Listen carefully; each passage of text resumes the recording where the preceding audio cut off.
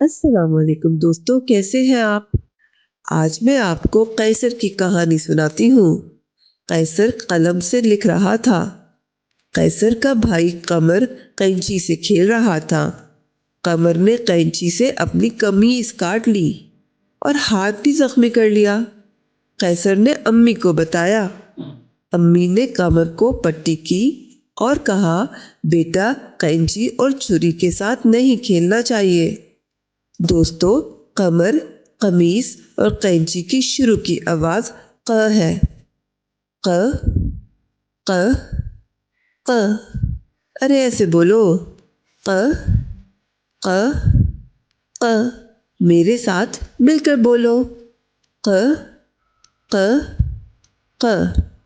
آؤ کچھ پڑھتے ہیں۔